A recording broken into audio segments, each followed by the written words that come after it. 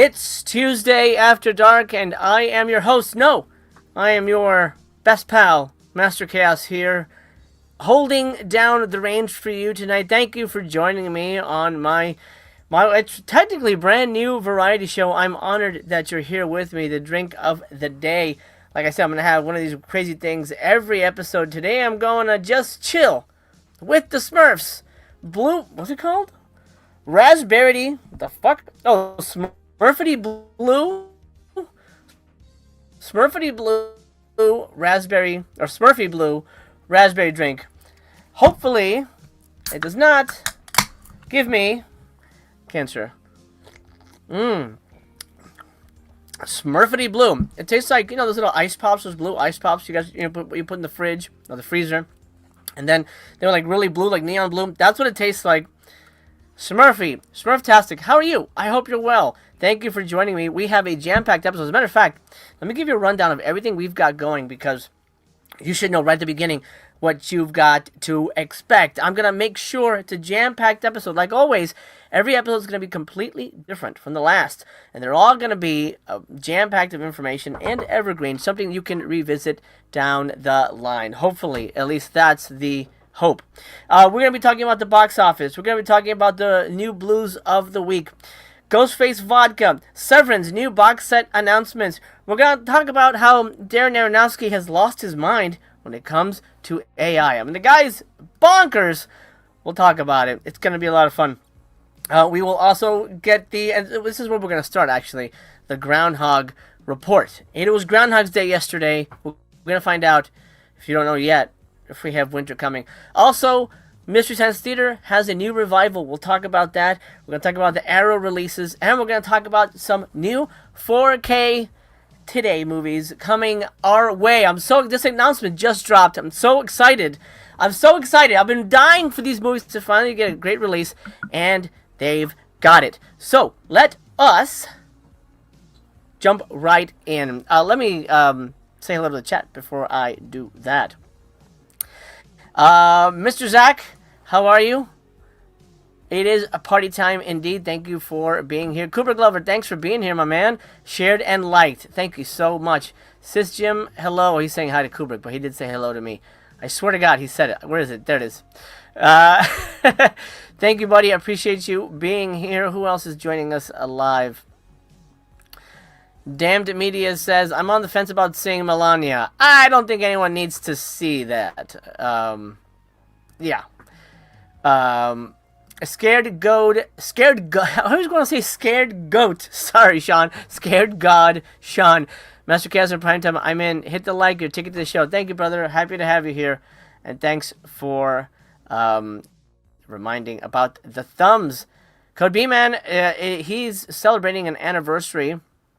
If I can get the thing to select. It's a little slow on my end. Apologies. He is a member for 2 months. Look at that. All right. Thank you so much for supporting the channel, Code Beam, and thank you for always being a generous supporter. I appreciate you very, very much. You rock, you roll, you rule.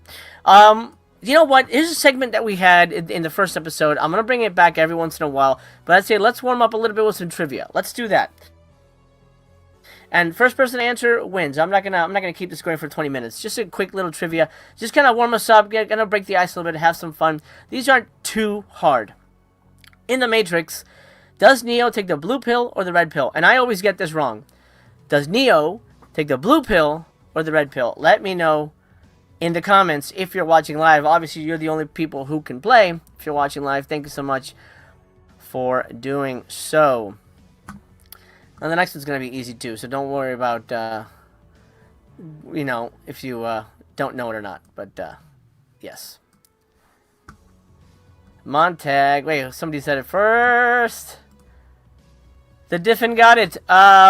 Red. He takes the red pill. For some reason, I always think it's blue. I don't know why, but there you go. That's right. This is super easy. Like, jump on this. Get ready to type, because everyone's going to know this one. Ready? What is Charles Foster Kane's final words? I'm not going to tell you what the movie is. You should know what the movie is. I'm hoping Kubrick will come through with this one. Come on. It's an easy one. Easy one. I think it's easy. There it is. Okay, I knew it. I knew Cooper was a Rosebud. Absolutely Rosebud. Heck yeah. Great film. Citizen Kane and Rosebud. All right, so a little trivia to warm us up, get us ready. Let's get right to the stories. We got a lot to cover, but first, let's check in with Puxatawny Phil. Are we going to get more winter? Well, it's good news, and this is an article from the USA Today. From Melina Khan. I'm going to make sure I get her all the credit. It's good news for all those who have been reveling in this year's extreme winter weather. Puxatawny Phil did see his shadow on Monday, February 2nd, which means, according to the legend, 6 more weeks of winter are on the way. The annual Groundhog Day ceremony, which is always held on the second day of February, took place in front of thousands of spectators on Monday morning in Gobbler's Knob. Oh my god. That's the name of the thing? Gobbler's Knob? That sounds, well, you know what that sounds like. Anyway, in Puxatawny, Pennsylvania, about 80 miles north of Pittsburgh. Phil's prediction of a longer winter is not uncommon. He shared the same one last year. In total, Groundhog Day records have been kept. Phil has seen his shadow 110 times, but how often has he been right? I've not looked into it beyond seeing the movie, so I don't know how accurate this little guy is. But as far as we know, we're going to get more winter, at least 6 more weeks. There you go. There's your Groundhog Day report. It doesn't happen every day, but I couldn't ignore it. It's Groundhog Day. It's important. I mean, unless you're Bill Murray, and then it's a miserable experience. But we have fun, and that's what matters. Hey, what is coming out on Blu-ray this week? Let's take a look real quick. February 2nd, this for some reason came out on the 2nd. I don't know why, but Minority Report 4K is out in Steelbook. Also, on today, let me get rid of this ad. February 3rd, Friday the 13th Part 2 4K. I could have sworn that was out already. I'm confused about that announcement, but okay, there you go. Keeper, one I didn't love. 310 to Yuma comes out on 4K. That's a really solid movie. The Exorcismo box set is technically out. I ordered it through Amazon. Mine isn't being shipped till the end of friggin' February. So I gotta wait. A little bit. I'm a little bummed about that. But it is what it is. Kino's Journey, the complete series. That's a really good anime, but I feel like that's been out before. I guess it's a re-release. I don't know. And then Friday the 13th, the remake 4K is coming out, which I thought it was out already. I don't know exactly what that means. Now there's a thing that Full Moon is doing called Full Moon's Noir Collection, where they're basically turning their shittier movies into black and white. I've seen one of them just to try it out. It's not worth double dipping, is what I'll say.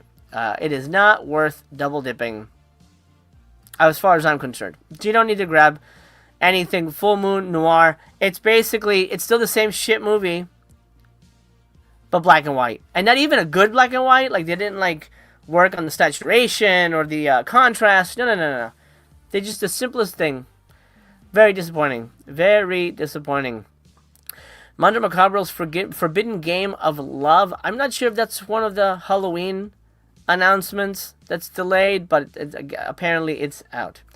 There's also I Hate My Body from Mondo. Or maybe that's just the standard releases of those, not the ones that aren't the red cases, like Power of Darkness. And then 50 Shades. Wait, there's 3 movies in the 50 Shades collection? I thought there were only 2. Oh, okay. There's 3. 3 4Ks. Okay, there you go. And then, well, next week is next week. We'll talk about that on the next Tuesday. But that's what's coming out Blu-ray wise, heading your way. Whether you want it or not, you can choose whether to buy. There's nothing here that I'm beyond the Exorcismo box set. There's nothing else here that I'm jumping at exactly. But if you are, let me know. Zach says Gobbler's Knob starring Ron Jeremy. Oh yeah. Oh man. No thanks. Code B-Man, thank you for the $10. He says thanks for the streams as always. Well, I appreciate you, brother. Thank you so much. Zach says black and white full moon sounds ludicrous. It is exactly that. Sean, you're right. TV settings can make anything black and white, and that's essentially what they do. That's essentially what they do. Montag says, full moon lets me down by not including subtitles on most of their titles. I want subtitles. Montag, I'm not even kidding. I was literally watching a full moon disc today, and I thought the same thing. It's an Italian movie. I actually unboxed it. Did I? Yeah, on the last Tuesday, The Island of the Fishmen. And it's dubbed. There's no other way to watch it, so it's dubbed. And I can barely hear what they're saying. Like, the mix is so bad. I'm like, oh, let me turn on subtitles so I can at least read along. Nah, no subtitles. They cheap out. It's unfortunate. It sucks, but what are you gonna do? Anyway, there you go. That's Blu-rays for the week. Let's talk about the box office. It was kind of a big deal weekend for smaller movies. Now, there is a poll in the chat right now if you're watching live. What did you see this weekend? Let me know. I'm going to close the poll after we go through this, and I'll take the temperature of the live audience to see what everybody at least liked from what they saw. And I'll give you my thoughts as we go through. The top 10 are Send Help, Iron Lung, Melania, which came in at 7 million, shockingly enough. Zootopia, still in the game, at number 4. Avatar 3 is there at number 5. Shelter, the new Statham movie, opened at number 6. That's not great for Statham. But I think maybe people are getting tired of this same old movies where he's like a grizzled Marine veteran who's hiding out doing some menial shit, and then a little kid gets in trouble or some like weaker person gets in trouble, and then he has to step forward and beat up bad guys. I feel like we've seen that movie 1,000 times. So maybe, yeah, people are exhausted. Mercy dropped all the way to number 7. That one is doing shitty bad. Like, it's 20 million in 2 weekends. That's bad. Housemaid made over 100 million already. Almost 150. We'll see if it can get there. It's at number 8 now, so who knows. Money Supreme at number 9.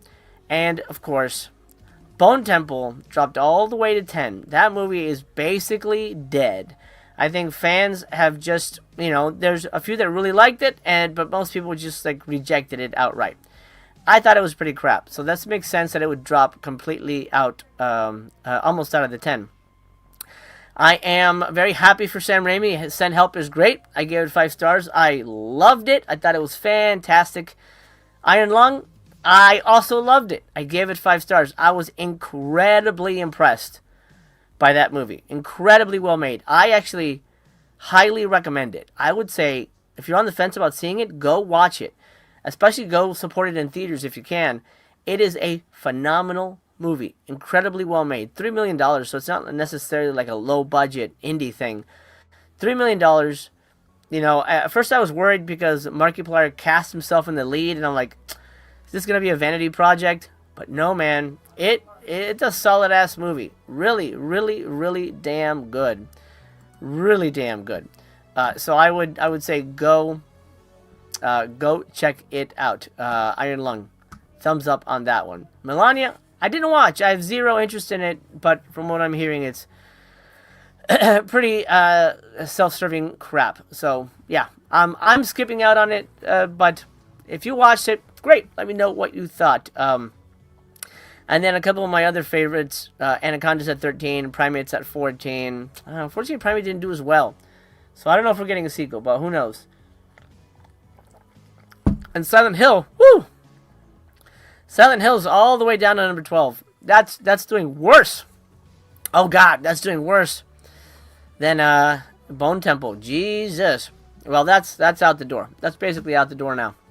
Let me close the poll here. See where everybody is with their votes on what they watch. Okay, what did you see this weekend? This is out of 12 votes. Hey, if you're watching live, I know there's more than 12 people out there watching live. Come into the live chat. Join us. You're part of the show. You're as important. You're as a part of this as I am. Let's communicate. You got to vote so we can, especially when we get to the latter half, which I'll announce in a moment. I'm going to need votes to make this work. Send Help is at 34%. Melania, wow, 33%. Whoa, okay. Shelter at 25%, and only 8% for Iron Lung. Now, I can see how Iron Lung might skew younger, but it's really damn good, guys. I'm not kidding when I say it's this generation's Event Horizon. Take that to the fucking bank. This generation's Event Horizon. If you know that movie, you'll be in for a treat. Really dang good. I was very impressed with it. Especially the fact that just all the shot, just technically, from a filmmaking standpoint, a sound design standpoint, exceptional. Exceptional. Alright, so there you go. Melania number 2. That's kind of nuts. It's kind of nuts. But hey, alright, I will not judge. Let's do this. I have a big discussion coming up at the end of the stream. I'm going to announce it now because I want to start the voting so that we don't have to leave all the voting for the end, but just to get the balls rolling. We're going to be talking about the Saw franchise and the potential reboot that is being discussed. So let's do this. I'm going to put up a poll for what horror franchise, specifically horror franchise, you would like to see rebooted. I'm going to keep that live. Once I think, well, we'll go for about 30 minutes. Then I'm going to put up another 4 choices. And then the winner of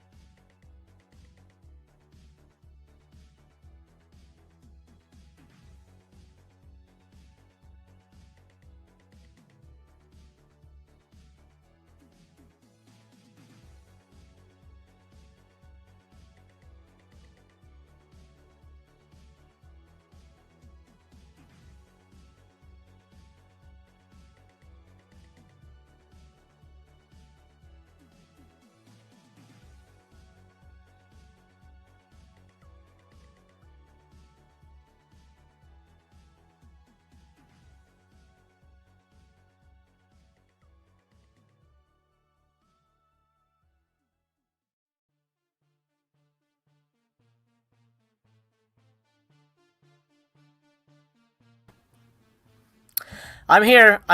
I don't know what happened. Sorry, guys. I have freaking technical difficulties. Apologies. I am still here. Hopefully it looks like it says we're still live. So I apologize for that. That is unfortunate. Let me know when you guys can see me. I'll just push forward. The poll is live right now. Franchise reboot. Jason, Freddy, Texas, or Chucky? Who needs a reboot? Let me know in the comments down below.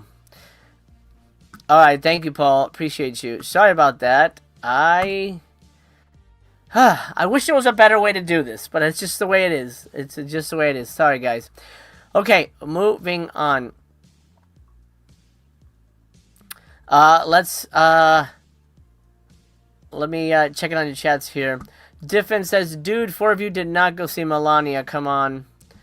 Major 7 says, I saw Silent Hill. Nice. I saw that last weekend. I liked it up until the 3rd act. Remy Jer says, I saw Iron Lung over the weekend. Just thought it was okay. Bone Temple is definitely my favorite of the year so far. Oh, wow. Okay, interesting. Great. We're on opposite ends of the spectrum there, but I'm glad you enjoyed Bone Temple. Zach says, I absolutely love Event Horizon, so that's high praise. I think it's right up there, man. I think it's right up there. Gail says, Melania sucks, waste of money, empty theater. Oh, I'm sure. I'm sure. Dan Mina says, I was joking about maybe seeing Melania. None of the other movies are playing near me apart from Send Help.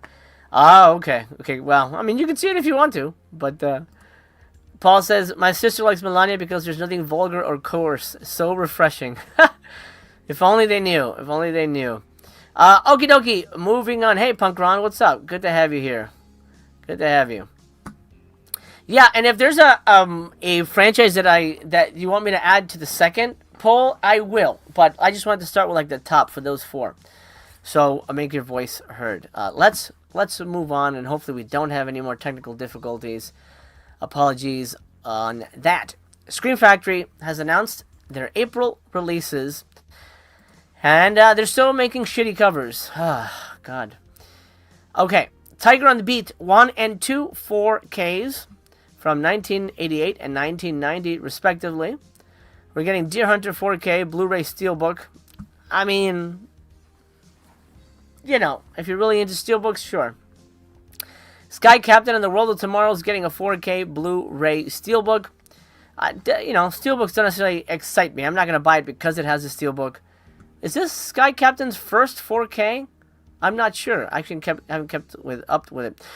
Actually, I don't even own it on Blu-ray. I thought that was a pretty decent movie. It's been a minute. But, can we talk about this shitty artwork? What the hell, dude? Ugh. What the hell, dude? This is awful. Awful. Look at this guy. Come on, man. Awful. I really don't get who's in charge of the artwork there. I really don't get it. This is pretty awful. Awful, awful, awful. Anyway, so that's coming in April. I'm not grabbing any of them. I saw Tiger on the Beat 1, but it's been a minute. It's been a long... Wait. Is this supposed to be Chow Yun Fat? What? No, that doesn't look like anybody. Awful. Awful. I can't be the only one who doesn't like that. A Different says, unpopular opinion, I did not care for Deer Hunter. Oh, that's alright. Sky Captain was good. Kubrick is saying it was good. I remember that being not too bad. Okay, moving on. Thank you, Scream Factory, please. Don't hire that artwork guy again. Before we get into the news portion, let's play another game. This game... Oh, by the way, it's Scream Month. Scream 7 is coming up. I'm very excited. I'm a huge fan of the franchise. I'm so excited. Tickets go on sale on the 9th, and I'm buying one for every day of the weekend. I'm so excited. I think it's going to be great. I'm incredibly optimistic for it. So we'll be doing some Scream stuff, and every Tuesday after dark from February up until the release of the movie. But what we're going to do right now is not really connected to Scream, but I did say let's play a little game, so that was reminded me. Beside the point, we're going to play, it's a new segment that I'd like to call AI Poster. I don't know how to describe it. I really don't have a name for it. So let's just say, we'll call it Would You Rather. Would You Rather with AI posters. Okay, so I'm going to show you 2 AI posters, and you're going to tell me which one you'd like to see more. They're both fake. They both look like shit, but they're almost real enough that you can suspend disbelief. You ready? Here we go. So first up, and I'm going to go like this because it's going to pop up in the middle. Okay, so first up, Grown Ups 3. Look at this poster as close as you can. Apparently this movie says Adam Sandler, Sandler, Kevin James, Chris Rock, David Spade, and Rob Schneider. They're all apparently in it. And at the top, of course, the classic catchline, Oni Mort's up some, Homer. Classic. Now, if you look at the faces, none of them are anybody you know. No Adam Sandler, no Kevin James, no Chris Rock. None of those guys seem to be African American. The guy in the middle in the green kind of looks like Dave Coulier. And I guess he's doing some kind of split, or he's got weird like dwarf legs growing out of his back, and his little girl's massaging his foot. Very strange. Would you watch this? It seems like it's a film about quintuplets or something. Incest family. I don't know. Anyway, Grown Ups 3. That's our first choice. All right. I'm sure everyone's already voting for this movie. Or and I'll go on this side for this one. How about that? There you go. I'll switch it up a little bit. Rambo, New Blood. Lee Assey is for Reed in Rambo M. New Blood. I don't know what the fuck the M is. From Leon's Greet. Now, who's the guy in the back? Who's he supposed to be? He kind of looks like somebody, but I kind of looks like Josh Duhamel, but maybe a little Josh Duhamel. I mean, obviously that's Stallone. Rambo New Blood. That's a good name for it, though. If they make a new Rambo movie, they should call it Rambo New Blood. I like this poster, honestly. I can see this being fucking real. I can see Asylum putting something out like this. I don't know. New Blood? I think that kind of works, man. Oh, Tom Berenger. Yeah, a little Tom Berenger, Team Tom Berenger. I can see that. I can see that. Okay, so in the chat, vote for your favorite. We've got Rambo New Blood or Grown Ups 3. I think Rambo's gonna win, but I just saw this poster and it pissed me off so much at how fucking dumb it was. Like that somebody would expect us to believe that that was real. Boy, yeah, no, thank you. Jesus Christ, man. Scarred God Sean says the AI of you and Blake running was awesome. Yeah, that came out pretty good, but it made Blake look fat, so I thought that was really strange. Very strange to me, but it is. Zach says they look worse than the movies themselves. And that's a feat. That's a feat all of its own that they're able to pull that one off.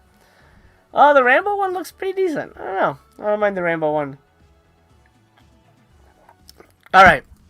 Kubrick says Rambo New Blood, hands down.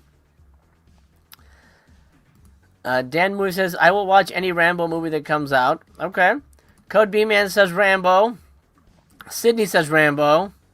Okay, I think Rambo wins. Remy Jer says definitely Rambo. Reggie, of course, has to be the outlier. Grown Ups 3 over Rambo. Oh man.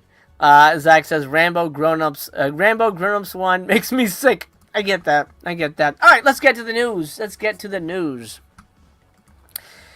This is great news if you are a fan of Riff Tracks and Mystery Science Theater, which I am. They've just launched a Kickstarter to make 4 new Mystery Science Theater episodes. They've already, I think, absolutely killed their goal. They had a $20,000 goal, and they've made $1.2 fucking million. They've got to make more than 4 episodes now. I mean, if 20 grand was going to be for 4 episodes, they've got to make a whole season now. That is bonkers. Okay. So what is this, and how much are the perks? Something colossal is happening in the not-too-distant future. Mystery Science Theater 3000, the Riff Tracks Experiments. For the past 2 decades, we've been serving up fresh movie riffs as Riff Tracks, but in celebration of our 20th anniversary, we're going to go back, to where it all began. We're thrilled to announce that for 2026, in partnership with Shout Studios, we will be making 4 brand new episodes of Mystery Science Theater. Mike Nelson is returning as host, alongside Kevin Murphy and Bill Corbett as his robot pals. They, of course, did the voice. I mean, we know Mike Nelson was Servo for years and years and years, and then Bill Corbett joined for the Sci-Fi Channel years, the 3 seasons there. The entire production will take place this spring-summer in Minnesota, with Mike, Kevin, and Bill as creative leads. We'll be building all new handcrafted sets and props, and the hilarious MST3K host segments will, of course, be back. We plan to release all 4 episodes by the end of 2026, so I'll update you as this goes, because I'm very excited about this. Your pledge will go directly toward designing and building these sets and props, licensing the movies, editing and post, sprucing up the bots, and paying our excellent crew. Pledging is an opportunity to help us with production of the MST3K Riff Tracks Experiments and to pre-order these new episodes along with loads of other cool rewards. Plus, it will get you access to exclusive updates we'll only be providing here on Kickstarter, like backstage pics and peeks behind the production process and glimpses at Tom Servo's dressing room writer demands. I can't even imagine what those would be. I'm super fucking pumped, man. I'm super fucking pumped. And I will say this. I did want to pledge. I did want to support, but the prices are a little expensive. The Blu-ray package is $100. This gets you a Blu-ray box set of just 4 episodes. It's $100 plus shipping. That's steep for me. Join the journey, thank you. That doesn't really do. I want to get something out of it, really. Riff Tracks bonus pack is $30. You get 3 episodes of Riff Tracks movies. Although I think they're digital. I think these are downloads. And I already have Birdemic. Then you can just buy the first episode for $50. That's too much. Or just all 4 episodes as a digital download for $75. Still too much for me. And then there's a pin set for $125. It's too much, man. And then a holiday ornament. And optional add-ons. And you can add all this on. I don't know. That's just too much. The shirt is with the shirt you get $200. Or $200 you get the shirt. I don't know. It seemed a little steep for me, so I won't be pledging. I did want to let you know about it in case you were curious about pledging yourself. It's up to you. I don't know how big of a fan you are of Riff Tracks and Mystery Science. I'm a massive fan. I love these guys. But what I will do is when the episodes are out, I will buy them separately, individually, whatever. That's what I will do that. Zach says, did you get in on that Fangoria Kickstarter? Pretty good deal. I had not heard of that. A Fangoria one, huh? Interesting. I will have to take a look at that. Reggie says, with that kind of coin, they'll be able to hire back Patton Oswalt. I mean, yeah, probably. I don't think they'll... I think these will be sort of out of canon. I don't know if they're going to include those Gizmoplex episodes. We'll see. We'll see. Montag, absolutely. Gumball, Tom Servo is the boss. Forgot the rewind. Welcome to the party, pal. Alright, I love that. Anyway, let's do our little Ghostface news for the week. Getting ready for Scream 7. I am pumped. And the best way to get pumped is to get drunk off your freaking ass. Guess what? Ghostface collectible vodka coming your way from Matthew Lillard. Now, I did say the Mystery Science Theater things were expensive. This is more, but I'd be willing to pay this. I don't know why, but I don't know. I mean, booze in general is expensive, but man, I think I really want this. Take a stab at mixology with a drink inspired by the 1996 horror film Scream. The Ghostface vodka is gluten-free, as all usual hard liquors are, and made from 100% non-GMO potatoes. The set includes the drink, a hand-signed autograph from Matthew Lillard. I've got that. I actually got 2 of them. A collectible box, and glasses and pins inspired by the iconic villain. Can I click on this? It won't let me click on it. But, just for the glasses alone, I don't need the pins. He's like stabbing it. Oh, he's stabbing a potato. I thought he was stabbing a donut. I really want this, but they want $160. Who would pay that? Who here in the chat? Let me know if you'd grab that. All right, hey, there you go. Let's hear it for Scream 7. Super pumped, dude. Super pumped. Modern Ringtones, what's up? He says, I work Tuesday nights, popping in to say hi. I love MST and Riff Tracks. This is awesome news. Oh man, great. I'm glad to hear it. And have a great work night wherever you are in the world. Boy, howdy says, but does it have a slipcover? At the box? It comes in a box? Right? It comes in a box. Sydney says, why do all these companies think everybody wants pins? I agree with that. I think the pin is completely overrated. We're not children. Even children don't buy pins. You know those Disney pins? You know who freaking buys those? Disney adults. My kids have never wanted a pin in their life. It's crazy.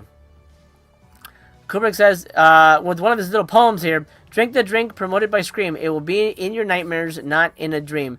You will have to stay awake with coffee with cream, looking to enjoy the new Scream on the screen. Nice! Ooh, very good. Very good. Montag, my son does like watching MST3K. Me, and my daughter, and my wife, we like to watch it on traditionally Thanksgiving, Turkey Day. We do the Turkey Day marathon whenever possible, and that's how they discovered a love for Mac and Me through Mystery Science Theater. Thanks to Mac and Me, man. Zach says too steep. That's like an $80 value. Maybe it's top shelf vodka. I mean, I don't know. Probably. Diffin says 160 is a lot of Blu-rays at the Barnes and Barnes & Noble has a Radiant sale, 50% off. No sale, Shaggy. Midget Man, what's up? Good to have you here. Code B Man, there was a Jim Varney doc becoming earnest. I actually backed that one, and it's still in the works. It's still in the works, so hopefully it'll come out soon. I'm excited for it. Reggie says, I've always wanted to get Dan Aykroyd's Crystal Skull, but I've never pulled the trigger. If you like vodka, try it. It's really good. I lucked out. I walked into my Total Wine, and I'm in LA, and we see this thing. It's like a big, you know how they make those big layout displays for the bottles, for Crystal Head. And actually, BC was with me. That's when he was visiting. And I go up and I go, oh, I've never gotten the Crystal Head vodka before. And I notice there's a picture of Dan Aykroyd. And he's got a pen in his hand. I'm like, what the fuck? And then I noticed the fucking bottle has a Dan Aykroyd signature. And I'm like, what the fuck? And then I asked that thing. I was like, oh, hey, are these? Did Dan Aykroyd sign these? And they were like, oh, yeah, he just came into the store and said, oh, can I sign some of the bottles? I'm like, what the fuck? Yes, dude. And it wasn't extra. It wasn't like $100 extra. It was just like $40 or whatever. And I got a Dan Aykroyd autograph. As a matter of fact, if you remind me, I'll take a picture of it and I'll post it to the community tab. I'll show you guys. I'm excited for Ghostface coming into the liquor space. I'm not a huge vodka fan. I'm more of a whiskey guy. $160. I'm super on the fence. I really like the glasses. I don't need the pins. I don't know. Anyway, it's available February 9th. So if you're interested, go get your drink on. In other Scream 7 news, we got a ton of popcorn buckets coming your way. For better or worse, I'm gonna fucking buy them. I'm not gonna get them all, but I'll tell you which one I'm gonna get. But I'm a sucker for anything Ghostface. Anything Ghostface. Ghostface has been intrinsically linked to popcorn since the indelible opening of the original film. That's absolutely true. This is from a Bloody Disgusting article by Alex DiVincenzo. 30 years later, the iconic killer. By the way, 30th anniversary. It's great.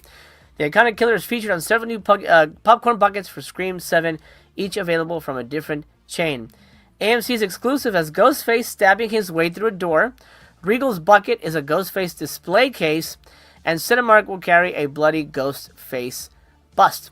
Cinemark will also have a Ghostface popcorn tub, a souvenir cup with audio topper, and gripper cup. Gripper cup. Okay, that's... and then, of course, the movie comes out the 27th. These will all be available on the 26th. So there's going to be a fan screening, which I'm hoping to get tickets for on the 26th. I'm going to swoop these up, or at least the one I want, which is this one right here. Ghostface coming through the door. Did you look at the wallpaper on the side? I can't zoom in anymore, but look at the wallpaper on the side. Can you see what that is? Little ghost faces, dude, and it looks like the Haunted Mansion. Oh my god, I need that. So yeah, I'm buying that. I'm very excited for that. I'll find room. I will find room. And it comes to the large popcorn. Hell yeah, I need it. Then the other ones are the Bloody Ghostface extra large thing at Cinemark. The one for part 6 was similar to this. It was just the head. This just has the shoulders. I could live without it. I don't necessarily need this one. The gripper cup. I have a similar cup to this. It's a wine glass. Then there's the 130 ounce popcorn tub. This is Scream 7. That's awesome, dude. With the ghost. Oh man. Ooh, maybe I want that too. Maybe I want that too. And then this is the souvenir cup with audio topper. Ooh. What does it say? I'm sure it's some Ghostface line. I want that. Are you guys getting any of these, or is it just for me? Let me know. Code B-Man says, I had to skip on the vodka because I have a rare liver disease. It would look great on the shelf, though. Oh my god, I'm so sorry to hear that. You're not missing anything out with alcohol, by the way. But I'm so sorry to hear that, man. I hope you're okay. Phil Mella DeVille, Vodka works for me.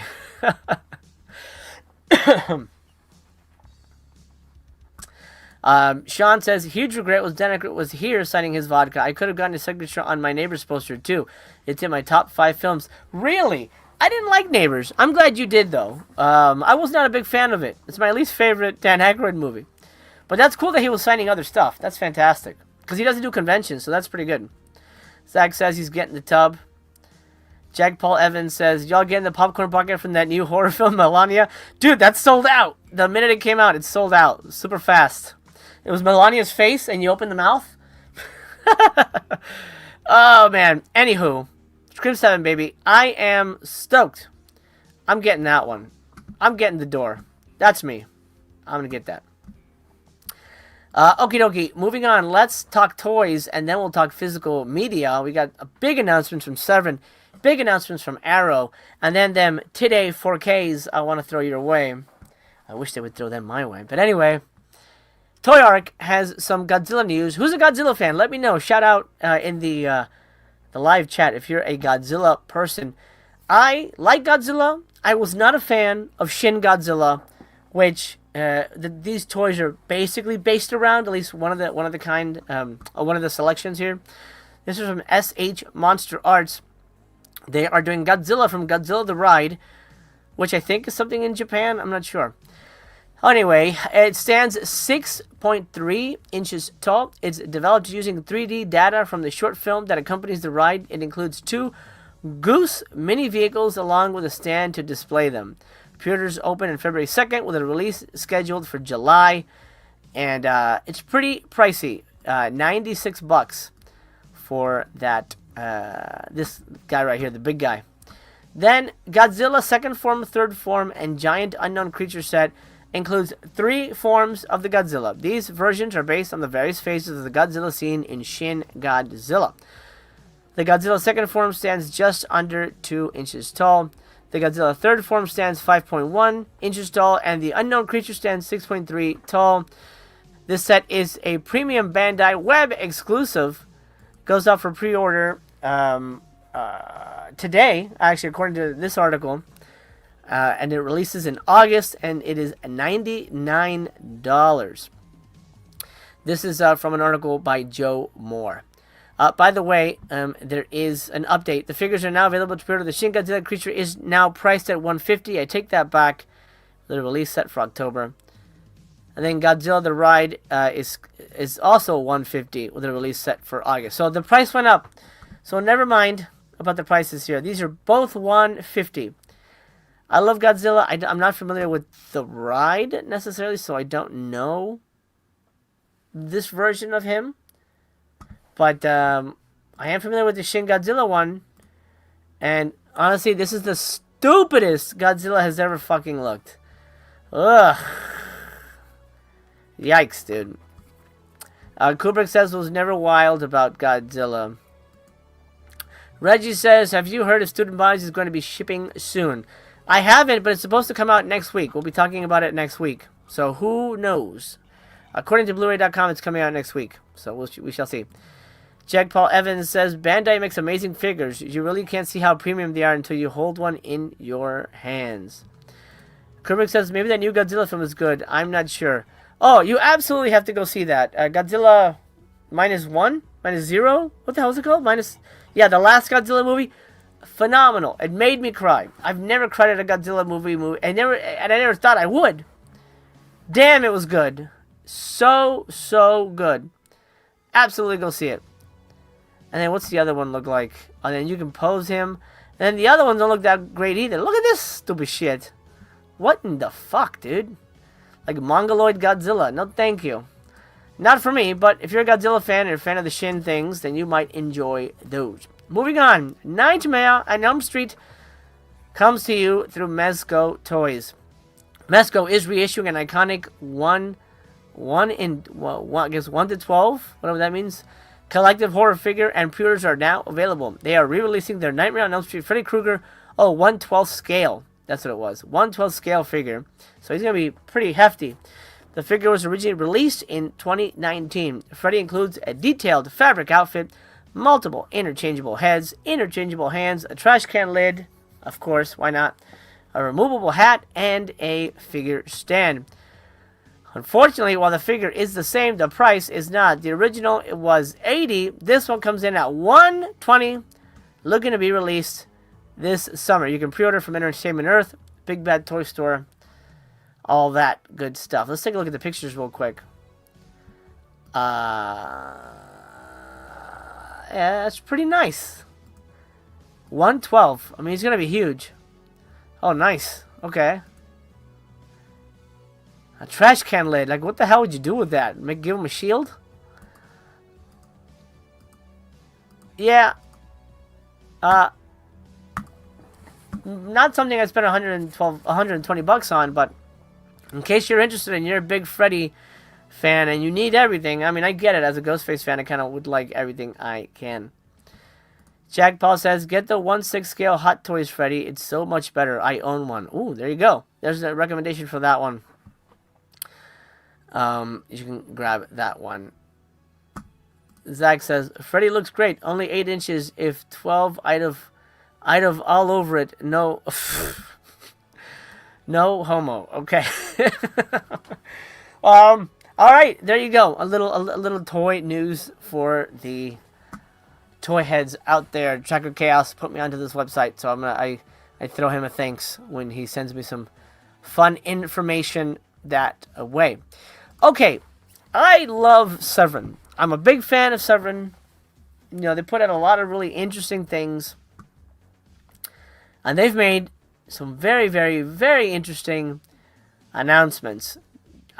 2 massive announcements. Like last time we talked about Severin being kind of quiet, and then all of a sudden, boom, right before January ends, 2 box sets.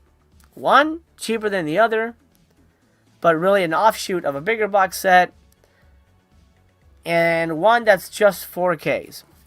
Let's dive into them. We're going to detail all the little facts and figures, and I'll tell you which one I'm picking up. I think you can probably guess. Maybe, maybe not. I don't know. Gutter Auteur, The Lost Legacy of Andy Milligan. By the way, let me know in the chat which one you are picking up. Gutter Auteur, $35. What a price! I like that price. That's a solid. That's a very solid. I'll pay upfront price. But if it's $35 here, does that mean it's gonna be $20 on Amazon? We won't know until fucking April. This doesn't come out until the end of April. When I saw that blew my mind. They're announcing it in January. But this shit will not be in our hands until almost the beginning of summer. That's nuts. Nuts! Does that mean February won't ship until June? Does that mean March won't ship until July? Think about that. That means we're not going to get any new Severin titles until like mid-March. They're saying orders from the web store will ship out mid-March. That's nuts! That can't be right. That can't be right. That's crazy to me. That's really unfortunate. That's really unfortunate. Vinegar Syndrome can release 80,000 movies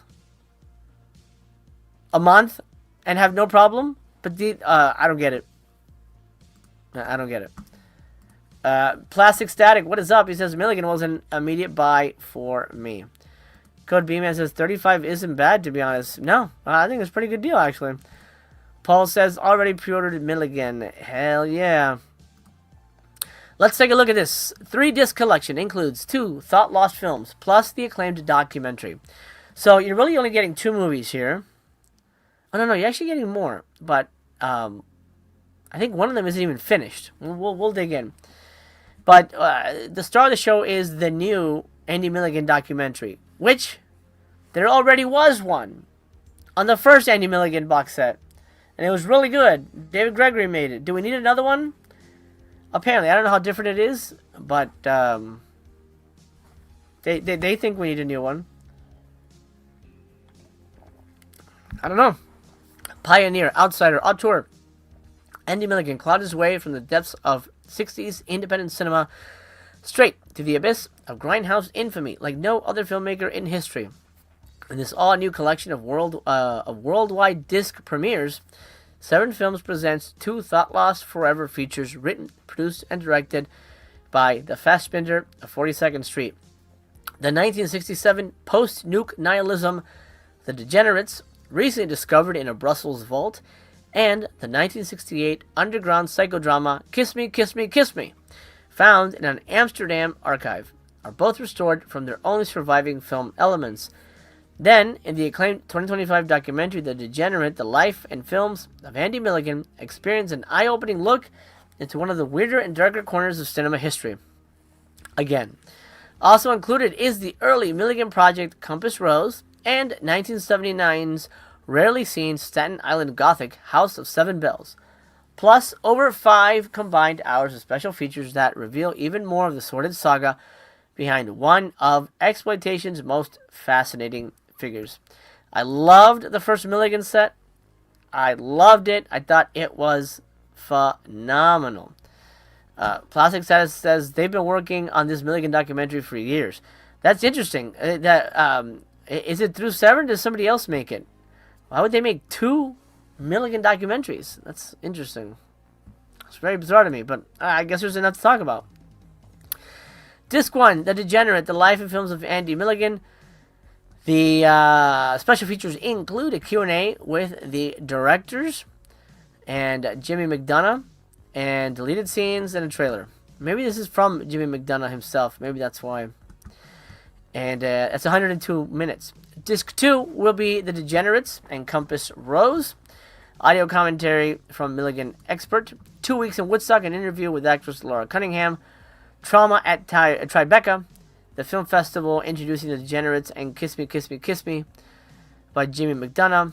And then an interview with Stephen Thrower, which is always good. And you get a gallery of lobby cards. Special features for Compass Rose. Just an interview with Stephen Thrower, I guess, about that film. Compass Rose is 73 minutes. Degenerates is 64 minutes. I know there was one that was unfinished. I don't know which one it is, but maybe we'll know by the runtime. Or maybe if you guys have heard, let me know. Oh, this is the early bird sale price. 1 week only. Ooh, okay. So this is actually going to go up in price. I did not know that. Disc 3, Kiss Me, Kiss Me, Kiss Me, and House of the Seven Bells. Special features include audio interview with Andy Milligan, interview with a couple of the cast members, Stephen Thrower again, and then an interview with Milligan expert Alex DeSanto. Then House of Seven Bells will have its own special features, and it's just an interview with Stephen Thrower. I'm sure that guy could talk for hours about stuff. House of Seven Bells is 92 minutes. Kiss Me, Kiss Me, Kiss Me is 78 minutes. So they're full-on features. Region free for all of them. So this is an unlocked box, if I'm not mistaken. Yeah, unlocked. It is region 0 for everybody. If that's an early bird price, then I would jump on that shit. I'm actually probably going to grab it now, even though I have to wait till fucking March. But I want to get this, and if it's going to be more expensive later, I might as well buy it now. Zach says, Severin rocks, they deserve more credit. They do. They absolutely do. Kubrick says, Severin has some killer special features on their discs. Plastic Static says, it was supposed to be on the first disc, but wasn't ready. Same people who did the Kinski doc on Nosferatu in Venice disc. Ah, okay, cool. Very cool. That sounds fantastic. I'm excited to watch it. Jack says, I tend to watch the extras first for collections like this. Makes me appreciate it more. That's interesting. I've tried that, but then I get spoiled on things. I'm like, shit, I don't want to spoil the movie. So, I've tried that before, and it hasn't 100% worked for me. By the way, thank you for being here. If you haven't sent a thumbs up, do that now. Highly appreciate it. It's an honor and a pleasure to be chatting with you. Anyway, $35. I'm going to grab that shit. That's a good deal. Alright, Antonio Margheriti is here with the Jungles of Doom. Now, we knew these were coming for a while. We had expected these movies for, Black Friday announcements. What's the thing? Where's the little arrow? The little arrows disappeared on me. They changed it. There used to be an arrow. Okay, well, I'll just go separately then. Here's the covers. Jungle Raiders. I've not seen this one. Honestly, looks terrible. But it could be good. Could be good. Let's see. Okay. Golden Cobra. I've seen this in theaters during their pop-up shock festival, whatever. It's just okay. It's kind of tedious. And then Ark of the Sun God. 88 Films put this out, I think. It's just okay too. They're not as satisfying as you think they're gonna be. Personally, for me, they want $112 for this box set of 3 4Ks. That's a spicy meatball, if you ask me. I'm not sure how many people are gonna bite on that. That's a spicy. That's a spicy for me. Okay, for more than 4 decades, Antonio Margheriti was a maestro of gothic horror, westerns, giallo, sci-fi, and beyond. And in the immediate wake of Raiders of the Lost Ark, Margheriti directed 3 over-the-top action-adventure films that can only be described as Indiana Jones exploitation. And the hunters of the Golden Cobra, David Warbeck and John Steiner, star as a pair of World War II rogues in search of an ancient relic with supernatural powers. Warbeck and Steiner, there's a British guy in Golden Cobra that's so funny. He makes the movie. Warbeck and Steiner return in Ark of the Sun God to raid a mountaintop temple and snatch the Scepter of Gilgamesh. Christopher Connolly and Lee Van Cleef face booby traps, double crosses, and exploding miniatures to hunt a priceless jewel called the Ruby of Gloom in Jungle Raiders. Ruby of Gloom. All 3 films are newly scanned in 4K from their original camera negatives with 2 hours of blah blah blah special features. Ton of great stuff.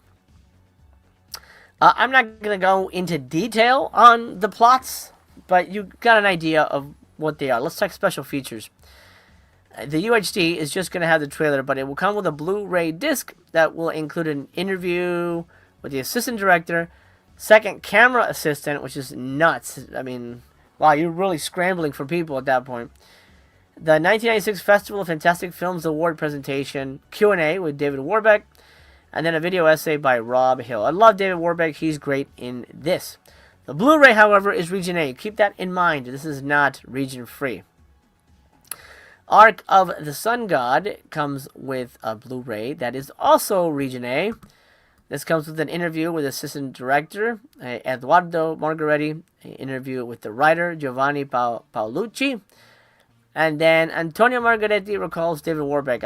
Antonio Margheriti. I'm going to guess that's archival. It doesn't say it's archival, but, I mean, if it's not, then why didn't they interview him?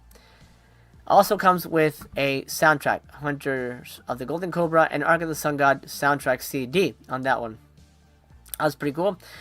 Jungle Raiders. This is a worldwide UHD premiere. This is the final film in his Jonesploitation trilogy. The Blu-ray, again, Region A, comes with the interview with assistant director Eduardo Margheriti, an Italian credit sequence, and that's it. I think they probably, well, no, because I guess that the soundtrack isn't for this movie, so they kind of ran out of shit to talk about for this movie. They couldn't get anybody except the assistant director, which is fine. At least it's got something.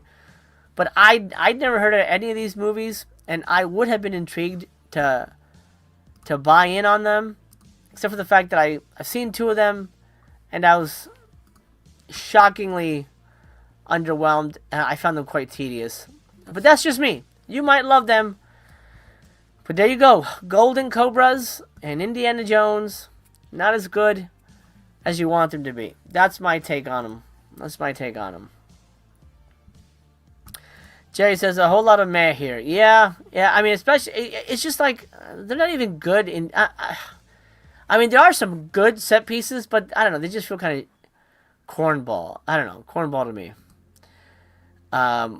Yeah. Not for me.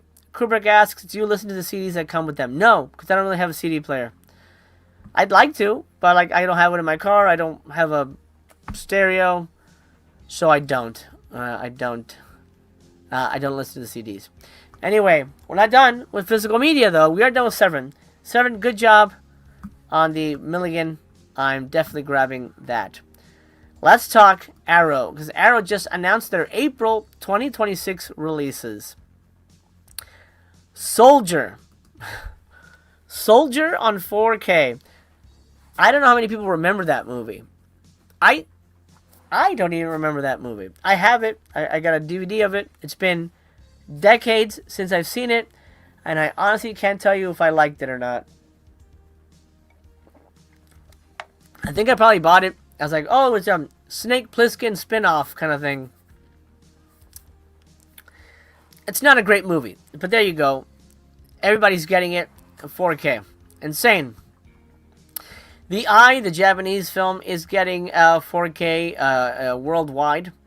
That's a good movie. Again, I don't know that I need to own it myself, but that's a good movie. I'm bearing the lead here. The big news. The big, great, big, beautiful news. Inner Space, man. Inner Space. We're getting Inner Space. Oh. We're getting Inner Space. And I couldn't be happier. That's one of my favorite movies of all time. We watched it recently with the family. They all loved it. Inner Space, baby. Absolutely. Yes, Damned Media. CDs do play in the Blu-ray player, and yes, Zach, they do also play in the 4K player. But I don't sit around my living room listening to just music. So it doesn't work. So it's nothing. You know what I mean? It's like I could put the music in, but I'm just gonna like stare at the wall. I guess I do when I'm reading, but yeah, just not something I'm interested in doing. Yeah. I know I have access to it, but I mean, I'd listen to it if it was in my car. Anyway, Inner Space, super excited about it. Absolutely getting it. Looks like it's getting that chunky box. Very excited for that. Absolutely grabbing that. For sure. 100%. I'm also grabbing 100% Ginza Butterfly Collection. Love anything Meiko Kaji. Love anything Japanese gangster crime. I'm in, baby. You get 2 movies with that one. Absolutely grabbing that. The 2 at the bottom are UK releases only. Day of the Locust, which we already have. And then The Killer, which you may have gotten from Shout Factory. Let's see if I can get a closer look at the Inner Space thing here. This is the Inner Space box. The inside, you get a poster. You get a booklet, which we've already talked about ad nauseum about whether we read the booklets or not. That's a great, great package, man. I'm so excited for that. And then Ginza Butterfly comes with the book. Look at this artwork. That's beautiful. That's super nice. I love that. See, I would have taken a poster of this. They should have given me a poster of that. I totally would have taken that. Okay. No poster of Dayat. And then Soldier just gets... This looks like Small Soldiers. Speaking of Joe Dante. This looks like the back of the guy from Small Soldiers. I don't remember if this is good or not. I have a feeling it's not. I have a sinking suspicion it is not. Anyway, but that's pretty sweet. You guys grabbing anything, let me know. What's speaking to you for April? We got some time to wait, but I'm excited for Inner Space. I'm super excited for Inner Space. Damn, Domina says, Inner Space is awesome. Just showed it to my kids last year. Heck yeah, man. It's fantastic. Fantastic. Montag says, Jackie Earl Haley is annoyingly great in Day of the Locust. Man, that movie's so good. Absolutely. If you guys haven't seen Day of the Locust, highly, highly recommend it. Really, really damn good. Sean is a fan of The Eye. Totally loved the Asian horror explosion back then. Oh, absolutely. There's some really good stuff in that. Assist Jim says Soldier was an awful movie, in my opinion. I'm pretty sure. I'm pretty sure you're right. I'm pretty sure that's exactly the kind of film it is. Let me close the poll. And we'll start another one as we segue into our bigger discussion. But don't worry, I didn't forget about the 4K Todays. I'm very excited about that. Franchise Reboot.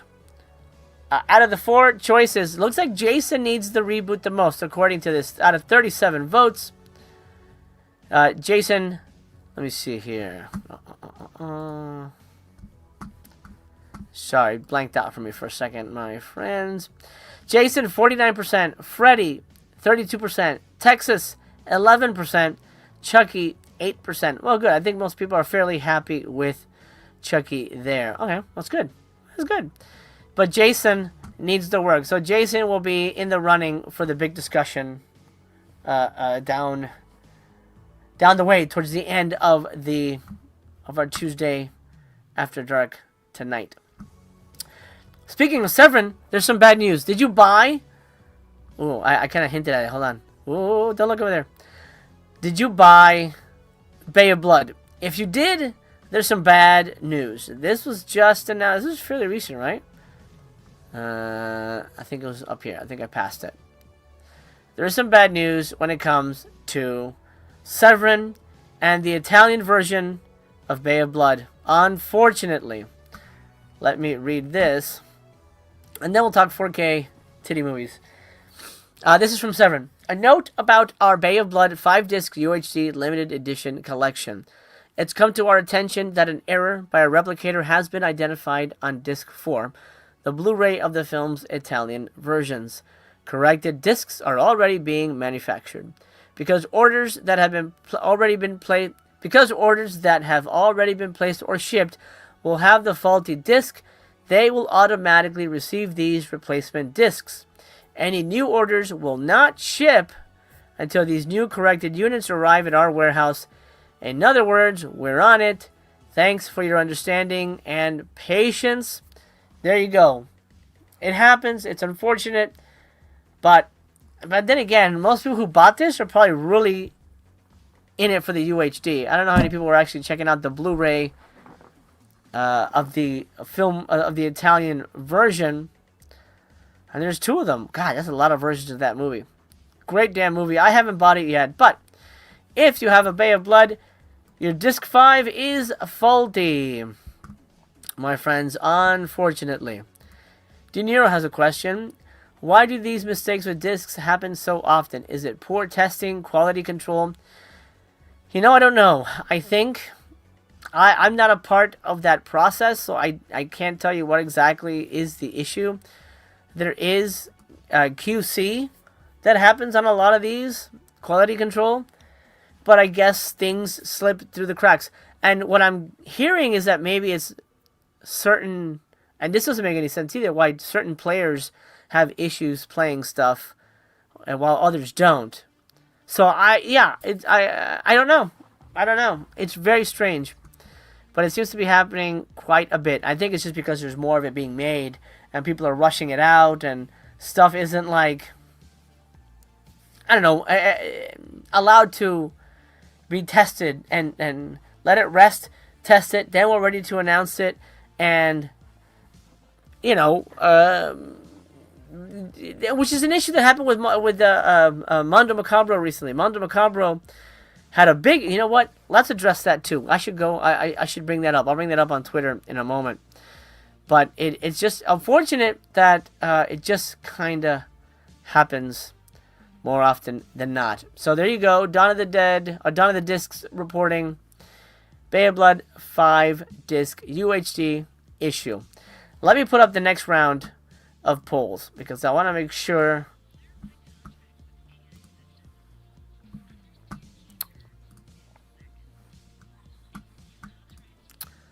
Hold on 1 second.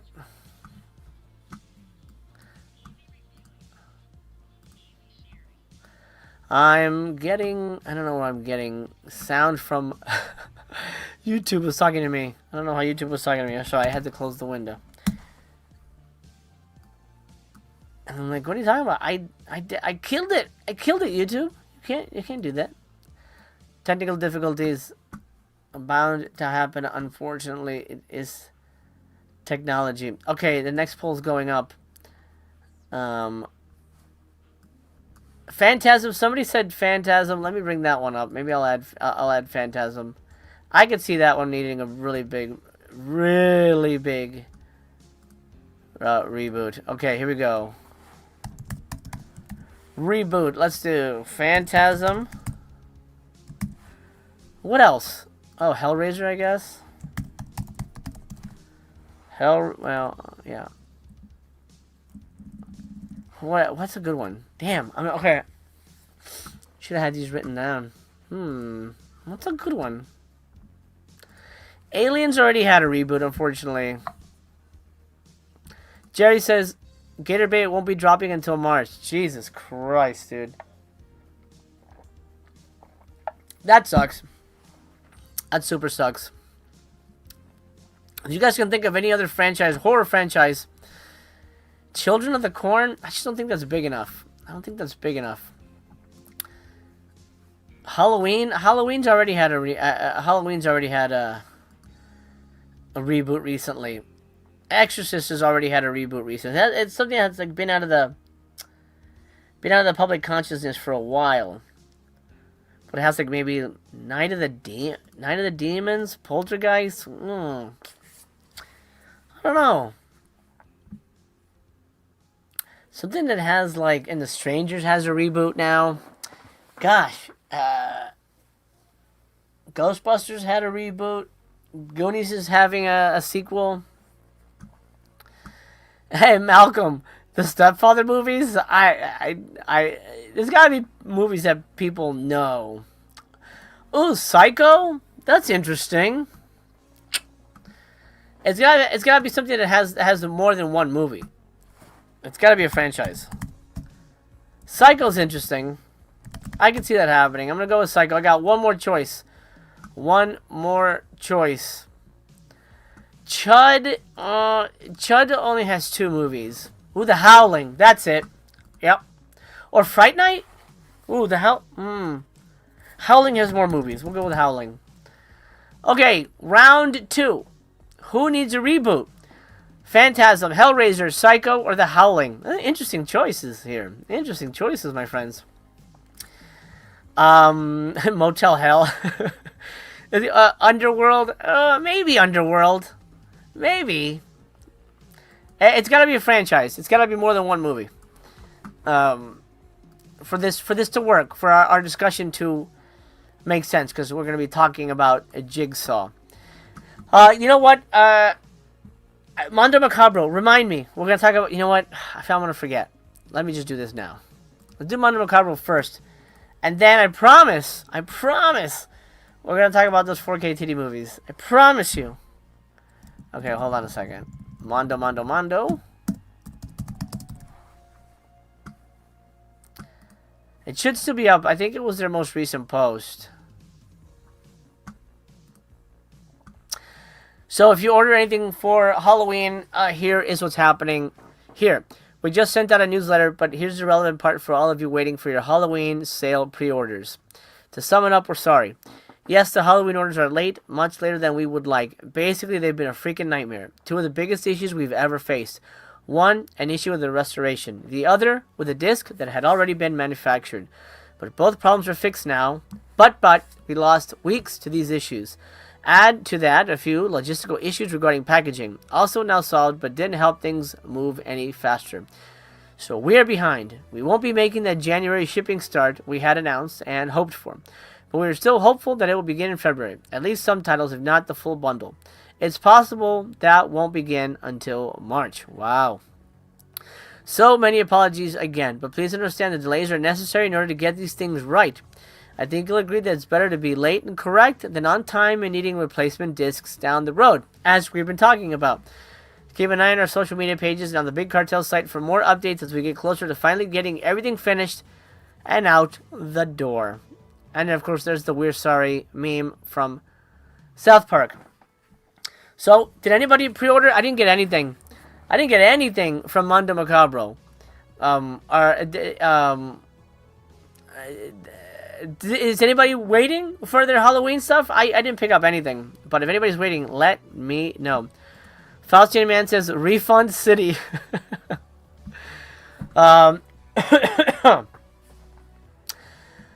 Oh, and then Malcolm says, Error 444, they had the pre-orders in September, I believe. Pushed back till February. Holy shit. That is an error. Error indeed. Oh, Cauldron. Cauldron does have some new titles, don't they? You know what, I'll look them up here. And then I'll do the titty movies first, I promise. Hold on. And then we'll do Cauldron last. And then, they did have some new announcements. But, let's get ready to get... Okay, I don't want to say that. I've been waiting for years, ever since the 4K boom was a thing, for Andy Sedaris movies to come to 4K. Boy, if you know, you know. If you know what I mean. These movies are phenomenal. Phenomenal. Oh, man. And in the best way. In the best way, too. Picasso Trigger from 1988 is coming to 4K after his brothers eliminated a crime lord triggers a ruthless hunt against all agents responsible, and the remaining agents will have to avenge their fallen comrades. And did I mention there's plenty of skin on display? Difference as titty. Exactly. You took the words right out of my mouth. Malcolm says, I should have known you'd get excited for these. Oh, man. Western War says, oh, crap, Andy's films are coming to 4K? I know! How crazy! I'm so excited. And that's not it. We're getting Picasso Trigger and Hard Ticket to Hawaii. Is this the one? Yeah, this is the one. Oh, wait. No, it's the next one, right? Yeah, the next one. No, we'll get to that one. Anyway, Hard Ticket to Hawaii. In Hawaii, an undercover DEA agent and her civilian friends stumble upon a drug trafficking operation and have to enlist the help of all their colleagues' friends to go after the vicious drug kingpin, but not before they take a lot of showers. Hard Ticket to Hawaii, the maestro of cinema. Maestro? I kind of butchered that. You know what I mean? Maestro. It's a new word. I'm coining it. Andy Sedaris. Oh, baby. Hell yeah. Starring Donna Spear. If you know, you know. If you don't, Google is your friend. Oh, baby, 4K. I'm so excited. And then, we're not done. Malibu Express 1985 4K UHD. A womanizing private detective is assigned the task of investigating who is behind the high-tech computer technology leaks to the Russian. Who's responsible? Well, I don't know, but there's going to be a lot of bikinis and a lot of bikinis on the floor. This one stars the incredible Sybil Danning. Oh, man, I'm so excited. So, as far as we know, according to Dawn of the Disc, these three... Ooh, it says Vinegar Syndrome. Oh, shit. What? It says Vinegar Syndrome. Look at this. I had commented who's putting these out, and he didn't reply. But I just realized he tagged Vinegar Syndrome. Oh, my God. Is this the best? Is this Vinegar Syndrome's greatest year? Oh my God, dude. Is it a box set? Is it a 4K box set of Andy Sedaris action movies? Holy crabs. Did he tag Vinegar Syndrome in all of these? He did. Oh, that's pretty much a fucking confirmed leak right there. Holy crap. Andy Sedaris coming to Vinegar Syndrome. Hell yeah. Hell yeah, dude. Damn, the media says VSA set probably. I hope so. Faustian Man says, this is indeed a banner year for VS. I'm calling it now. This may be the greatest year of Vinegar Syndrome's career. As a distributor, as a label that supports art and restores the finest art, doesn't get any finer than an Andy Sedaris joint, man. Oh my. Western Warner says Hard Ticket is fantastic. Real Moody says you have my attention. Weston says it needs a box set. Code B-Man says buying instantly. Let's fucking go. Malcolm says the best one was the one with Pat Morita motorboating the women. Oh yeah, that's right. Pat Morita was in a couple of them. Because I had that box set that I don't know who put it. Not Anchor Bay. Echo Bridge put out. It was a DVD box set of like 12 of them. And it had all of them. My favorite ones are the ones with Julie Strain. Love me some Julie Strain. Shay Marks. Oh my God. Some of the best actors in action cinema. As far as I'm concerned. The Diffin says, this is exciting news. I always figured Sedaris for Vinegar Syndrome. Maybe we'll get Shannon Tweed's Golden Globes in stunning 4K. Oh man. From your mouth to Vinegar Syndrome's God's ears. I hope so. Woo, I'm excited. I'm very excited for that. The Diffin says, I promised myself I wouldn't cry. So, there you go. I promised you the announcement of 4K TD movies, and there you go. And then, thanks to that hashtag, Vinegar Syndrome, is dropping them eventually. Oh man, I can't wait. Are they? Is this black? Is this halfway to Black Friday? Probably. It's probably halfway to Black Friday. This would get me excited. Oh man, I'm so happy. Especially if these three are announced, they have to come together. So yeah, box set. Their first 4K. Did they have they? I think this might be the first 4K box set if they do it that way. Anywho, Cauldron has a couple of new announcements. They're putting out Conquest on UHD and Blu-ray. Crazy little movie, and Jess Franco's Jack the Ripper. I'm not a fan of Conquest. I love Fulci. Conquest is really weird to me. I'm not a big fan of it. And I've not seen 1976's Jack the Ripper with Klaus Kinski, but it is a Jess Franco movie, so I am cautiously pessimistic on that one. Conquest is exciting. I think that's one that a lot of people will dig. I wasn't a big fan of it. It was just a little too low rent for me to be good. That was just my feeling on it. But I can't even imagine what the pricing is on this right now. But I'm going to click on it. Will it take me to their site? Let's see. I can't even imagine what it's going for. Because it's $60. What? 45. Comes with a CD and a rigid slipcase. And this one comes with a cassette. Great. Need that. I assume that's a collector's item for somebody. Not for me. Jack the Ripper, UHD, and Blu-ray. This one is $35 because it doesn't come with a CD. Then there's a couple of other random little goodies here, like the Conquest T-shirt and a Conquest tapestry poster artwork kind of thing. Looks very Vinegar Syndrome. Oh, this is kind of neat. The Lucio Fulci Standard Edition bundle. That's a fun little. For $60, it's not terrible. All right, there you go. Conquest and Jack the Ripper. Are you grabbing any of those? Let me know. Sean says Jack the Ripper is okay. Plastic Stas says Jack the Ripper doesn't suffer from Jess's excesses very much. Basically, a Dr. Orloff under another name. Ah, okay. So you've seen it 1,000 times. Gotcha. The difference says, Kinski is a sinister, creepy MFer. Would not surprise me if he actually had been a serial killer and got away with it. Oh, hell yeah. I mean, just the stuff you hear about that he did to his daughter. Yeah, that dude is not normal. Malcolm says, look at the difference in extras between Jack the Ripper and the Delirium Blue releases. Not a fan of Full Moon's Jess Franco cash grab Blu-rays. That's what they are. They're absolutely cash grabs, my friend. That's we talked about Full Moon earlier. Cashy grabbies. Oh well.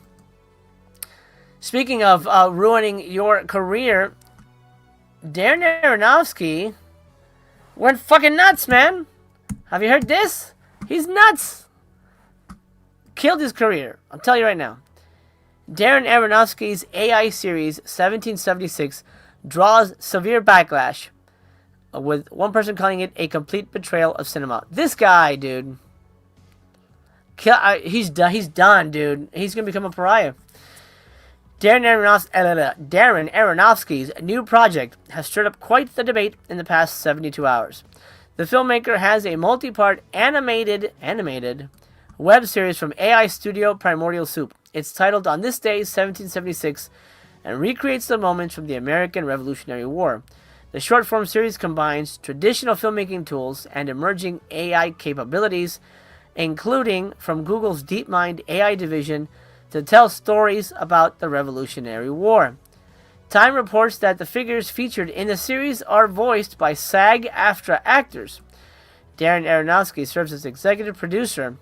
The score is composed by Jordan Dykstra, and the scripts come from a writer's room overseen by Lucas Sussman.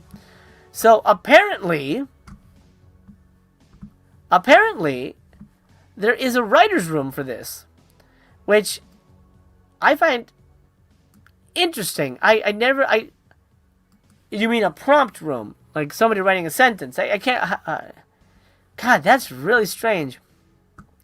The series is licensed by Time Studios, which plans to roll out the episodes on Time's YouTube channel across 2026. The first 2 installments debuted on Thursday. Oh, this is already out? Oh. In a statement, this is crazy. Okay, in a statement, Times Studios president Benny Bertoni describes the project as a preview of what intentional, imaginative, artist-driven uses of AI can be, adding that it is meant to complement creative craft rather than replace it, while opening new possibilities for storytellers. Now, here's the thing.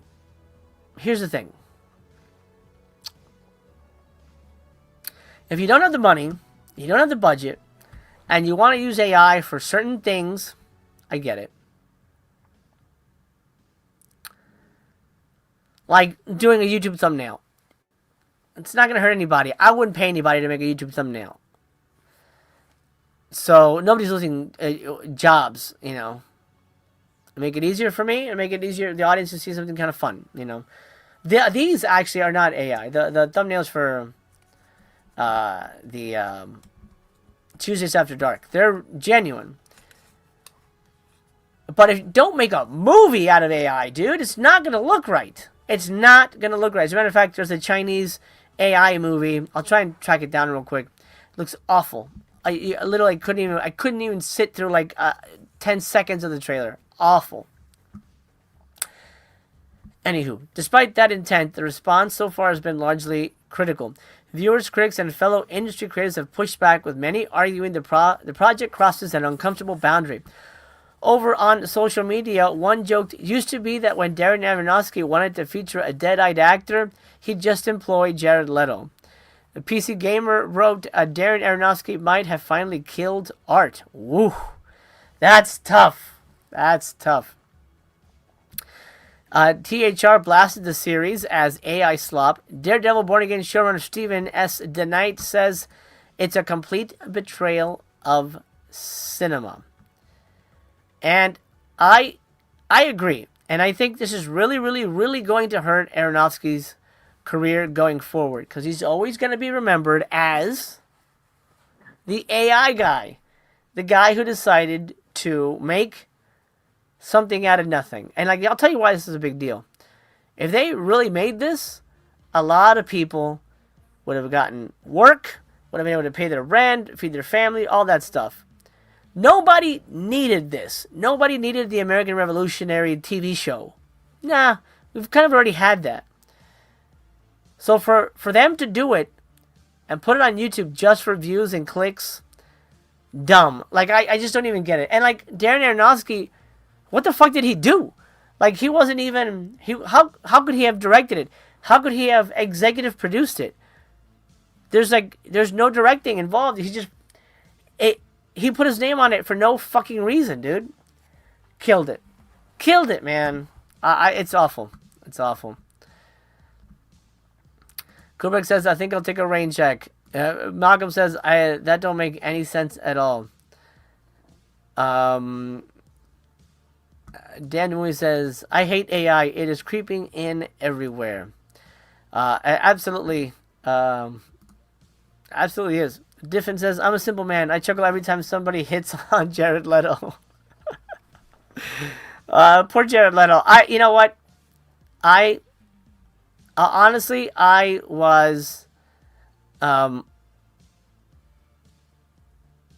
fan of Tron Ares. I'll be honest. I kind of liked it. I thought it was okay. Despite the backlash from unions all across the industry, some notable filmmakers have recently come out in support of AI usage, including Roger Deakins, George Miller, fuck me, George fucking Miller, the guy who made, oh my god, Fury Road, Brady Corbet, well, we already know he used AI, Michael Mann, wow, Paul Schrader, Werner Herzog, the fucking guy who like walked across Europe to go see his friend, who was all about the real and the tactile and the human. I mean, I also think the guy's a fucking hypocrite. And James Cameron, I completely get. James Cameron, of course. I mean, most of his Avatar movies basically look like AI. So I'm not surprised about that. But fuck that, dude. Crazy. Sean says no loss in losing Aronofsky. I agree. Um, it's crazy. Paul B says, shouldn't you see it before you make your final decision? No, because it's the concept of what it's doing. Of it, it's using. It's trying to normalize AI as a way to make art. And if you take the humanity out of the art, that's dangerous. It's a slippery slope. The easier it gets, the harder it'll become for the humans. I don't need to see it to know I'm going to hate it and hate watching it. It could be the greatest story of all time. The greatest story of all time. But I know that guy's not real. And I know these shots aren't real. It doesn't work for me. That doesn't work for me. And honestly, I prefer hand-drawn animation to like the Pixar style. I was never a fan of that kind of stuff. I don't know. I as an artist, I preferred things to be tactile as much as possible. As much as possible. You know, Sean, Natasha Lyonne was his neighbor, and according to her, David Lynch liked AI, but nobody believes her. Nobody believes her. Not even his daughter. She's like, there's no way he would say that. There's no way he would say that. You got a split? Alright, man. Catch you next time. Thanks for hanging out. Joy Divisioner, what's up? At least we still have Guillermo del Toro. He loathes AI. He does, but if you've seen Frankenstein, it's pretty digital, man. I don't know. Super digital for me. I didn't like it because it felt too artificial. But anyway, let's move on to our big final discussion of Tuesday, and that is horror reboots. Why am I bringing this up? Well, James Wan and Leigh Whannell want to bring Saw back. But they want to bring it back to its roots, as they say. Let's close the poll and start a new one with the two winners. Well, that's kind of nuts, but okay. So here we have the winners. As soon as it will load for me. Come on. It was Phantasm, by the way. Believe it or not. But I guess it's the one that's been talked about the least. So I can see that. I can see why it's Phantasm. Get away, ad. Okay. Out of 25 votes, Phantasm is at 40%. Hellraiser is at 28%. Howling at 28%. And Psycho at 4%. Phantasm, clearly the winner there. So the next poll will be the deciding factor. I'm pretty sure I know who's going to win. What should be rebooted? Honestly, I would vote for Phantasm because I think that needs the most help. But who should be rebooted? Two choices. Phantasm, Friday the 13th, live in the chat right now. If you're watching live, do that now. And if you haven't done it, slam a thumbs up while you're there. Thank you so much. Faustian Man says, you know, Phantasm is going to be a CGI ball with CGI blood. Oh, yeah. Absolutely. Absolutely, man. It's crazy. Sean says, Phantasm has so many possibilities. All right, make your voices heard in the chat. James Wan and Leigh Whannell tease a new / a Saw installment. You can't make a Saw movie without Jigsaw. The Saw franchise is now in the hands of Blumhouse, for better or worse. I'm thinking worse. Bringing franchise creators James Wan and Leigh Whannell back for the 11th installment. That's right, baby. Wan and Whannell are back. The contemporary horror masters have recently gone on record with promises to steer this IP back to its roots, even prompting unconfirmed speculation that they may return to direct at the Q&A for the special legacy screening of their breakout 2004 hit at the Sundance Film Festival. While at Park City for the film screening, Wan and Whannell spoke to Bloody Disgusting's Matt Donato about their involvement in the upcoming 11th installment. The pair previously said to expect something completely different than with the new film, but what exactly does that mean? Those worried it'll follow spin-off Spiral and bypass any involvement with Jigsaw or his complicated legacy. Fret not. Wan puts those concerns to bed straight away. Well, I can tell you, Wan says, it's definitely not Spiral. It's not Spiral. And I still blame Lee for killing off Jigsaw because it's fucking hard to try and make any future Saw movies without Jigsaw. He did have cancer, by the way, Wanell interjects. Wan concedes, that is true, that is true. This is what I'll say. Lee and I, we're not going to give too much away, but we don't think you can make a Saw movie without Jigsaw. That's the bottom line. And ultimately, we want to hark back to the spirit. What Lee and I love about the original first movie, which is Jigsaw's philosophy, and what makes him tick. Ultimately, he's a scary guy in the first one, and we want to go back to making a scary Saw movie again with this omnipresent thing that Jigsaw had in the first movie. But so it's really kind of like digging into that, and definitely we want to give the fans what they love about the whole franchise as well. Whilst I think it's very important, we want to do something new and fresh that hasn't been done before. That's the sale. That's my pitch. So, there was a rumor that James was going to throw out the entire franchise up to this point and start again. Only from the first movie, similar to David Gordon Green's Halloween movie. But from what I've heard, he's been talked out of it. And they are going to somehow make a Saw movie with Jigsaw back. Now it's so muddled with Hoffman and all these other guys that I have no idea. I have no idea what they could possibly do. But it's coming back. Saw is coming back. Similar to Scream. Now, there's a rumor that Scream 8 has been greenlit, and I hope that's true.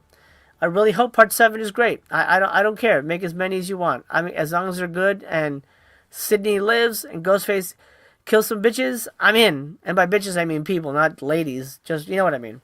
Kills people. I'm in. But there's some franchises that have struggled. Nightmare on Elm Street, struggling. Super struggling. Chucky is back to its original creator, but that's gone down such a very strange road that now, who fucking knows what's going to happen to that. Friday the 13th, I think, is probably the most promising in need of a reboot. Now it's owned by some other company called the Friday the 13th Experience or something. I don't know.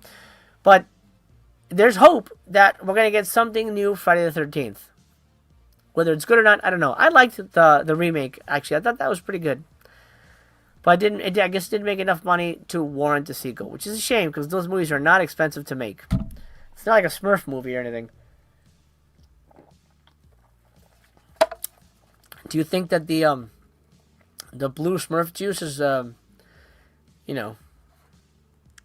piss? It tastes good though. Smurf piss is delicious. Feel free to clip that and use it. Faustian Man says, I've never seen one Saw movie, unless you count that Chris Rock one. You're kidding me. You've only seen Spiral? That's crazy. That's bonkers. Watch the first 3. You'll like those. Those are really, really damn good. Kubrick says, I like the concept of the Saw series. The concept is great. Absolutely. Code Beeman says, I hope they use practical effects for Saw. They always, I don't know if they've always have, but they usually do. So I'm going to guess that they will. I'm going to end the poll because we're running out of time here. So if you haven't voted, make your voice heard now, because I'm about to close it here in the live chat. Yeah, do that, man. Heck yeah. Fauci Man's going to have a Saw marathon this weekend. I'm cautiously optimistic. It's in the hands of James Wan, although he's not directing, but he'll be overseeing it. But then again, James Cameron oversaw Terminator Dark Fate, and that was ass trash garbage, as my buddy Willett Blake likes to say. Okay, I'm ending the poll. Here we go. Let's see where we're at. What should be rebooted? Phantasm. Whew, can't believe that. Phantasm won at 58%. Friday the 13th at 42%. Thank you so much for being a part of the show. It's very important for you to not just comment and, give the thumbs up and all that. On the polls, that gives us juice. That gives us a nice, lively, natural conversation. So thank you so much for voting and being a part of that. If you're watching live, if you're watching on a replay, thank you so much. Join us Tuesday after dark. Every Tuesday, we'll be here hanging out. Come and hang out with us if you can. It's an honor and a pleasure to be here with you. Phantasm, there you go. We're putting it out into the ether. Throw it out into the ether with me. Phantasm, Phantasm. I'm going to close this window here as we wind down this Tuesday after dark. Phantasm, Phantasm, make it happen, make it happen. Phantasm, Don Coscarelli, make it happen. We'll see. You never know. You never know what's going to happen in Hollywood. Maybe next week I'll come back and say, hey, guess what? Guess what? Phantasm's happening. Oh, man, look at this. Guess what? Code B-Man sent me another $5. Thank you so much, brother. Highly appreciate you, man. Very generous. Thank you so much. Members, stay tuned. I have the unboxing of Vinegar Syndrome coming just for members second tier and above. And I want to make it every Monday, but it didn't post until today. But every Monday for members, a new Blu-ray review exclusively for you. Like the new Zoo review. Look at that. It's like a rhyming thing. I'm like Dr. Seuss, but for movies. Anyway, thank you for joining me. It's been an incredible Tuesday night. Lots to discuss. We started with groundhogs, and we ended with jigsaws. It's kind of a poetic book end there. Thank you so much for being a part of this. I always have a blast hanging out with you. It's an honor and a pleasure.